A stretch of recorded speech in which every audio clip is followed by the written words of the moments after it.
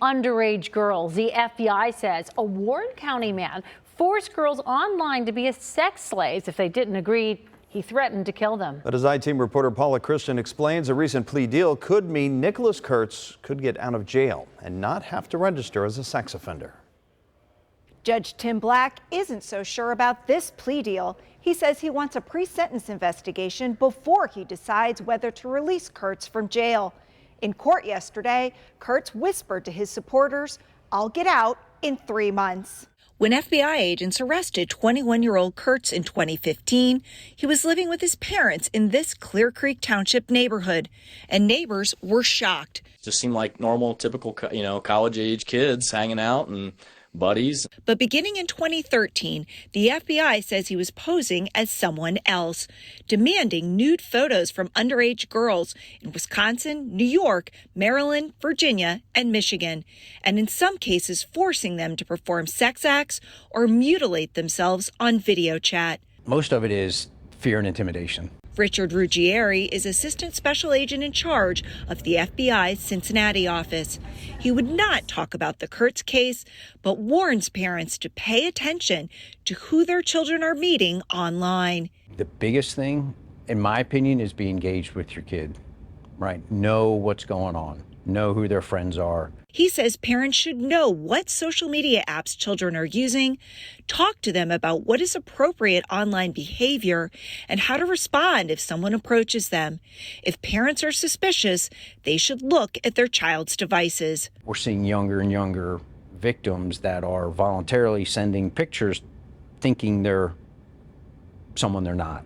Predators may try to extort their young victims by threatening to put nude photos and videos online for friends and family to see. But in Kurtz's case, the FBI says the threats were even worse. A 14-year-old girl from Wisconsin tells Kurtz in one set of messages, "You don't know where I live. You can't hurt me or the other people," according to an FBI affidavit.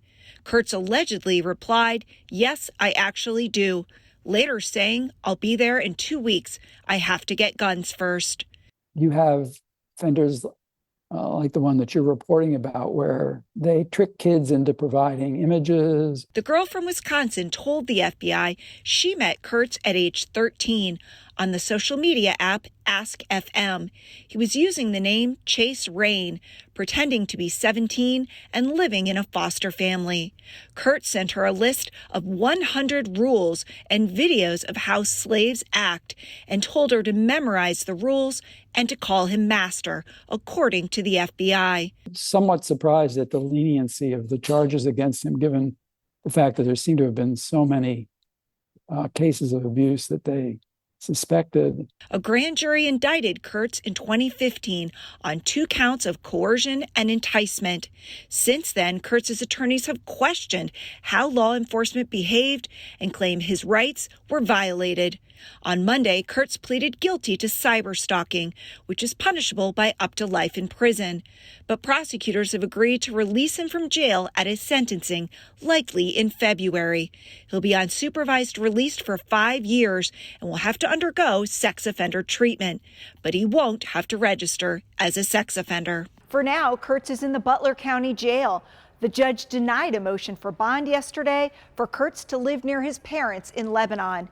If the judge rejects this deal, then Kurtz will be allowed to withdraw his guilty plea and face a jury. In the newsroom, Paula Christian, WCPO 9, I-Team. We did reach out to the U.S. Attorney's Office today about this case. We have not heard back yet.